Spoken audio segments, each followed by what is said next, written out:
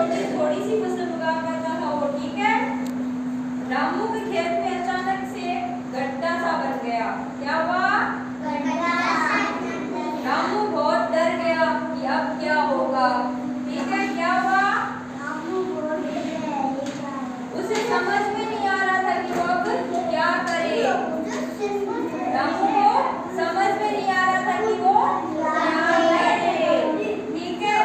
फिर उसने सोचा कि यह गड्ढा तो बहुत बड़ा है। गड्ढा क्या है? बहुत बड़ा है। रामू को क्या समझ में नहीं आ रहा था भाई वो करे क्या, गड्ढा तो बहुत ही बड़ा है, ठीक है। अब इस गड्ढे को भरने के लिए रामू क्या करेगा बताओ? पता है क्या किसी को भी?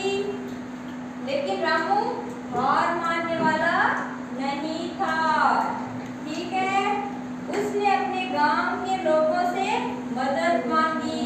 क्या बोला कि ये मेरे खेत में छोटा सा खेत है, इसमें गड्ढा हो गया है, इसको भरने में मेरी मदद करो, ठीक है।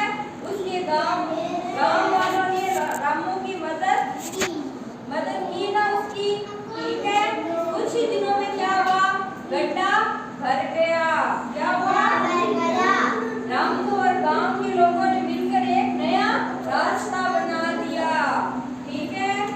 अब रामू का खेत पहले से भी ज्यादा फर्टाइल हो गया, ठीक है। रामू ने गांव के लोगों को धन्यवाद दिया और सबने मिलकर खुशी मनाई। किस बात की खुशी मनाई? उसकी खेत का जो गड्ढा था सबने मिलकर भर दिया और वहां पे एक नया अच्छा सा रास्ता बना दिया। इस कहानी से क्या शिक्षा मिलती है?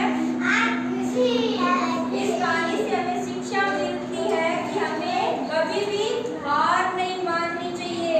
अगर आपको कोई भी चीज नहीं आ रही है तो आप क्या करोगे? उसको मेहनत से पढ़ोगे तो याद हो जाएगी, ठीक है। अगर हमें कोई मुश्किल समस्या आती है तो हमें मिलकर काम करना चाहिए और समाधान ढूंढना चाहिए।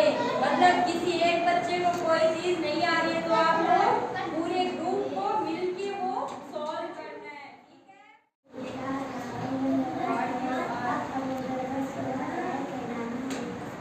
Like a diamond in the sky. आ जाओ, नेक्स्ट कौन सुनाएगा? कृतिका।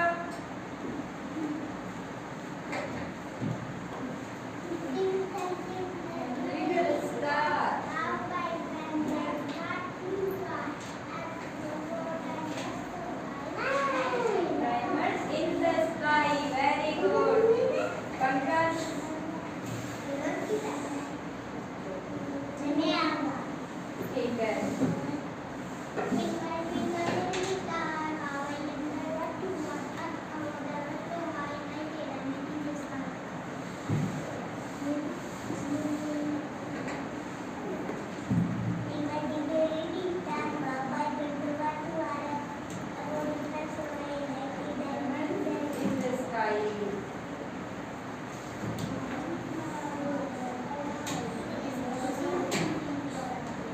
जो आती है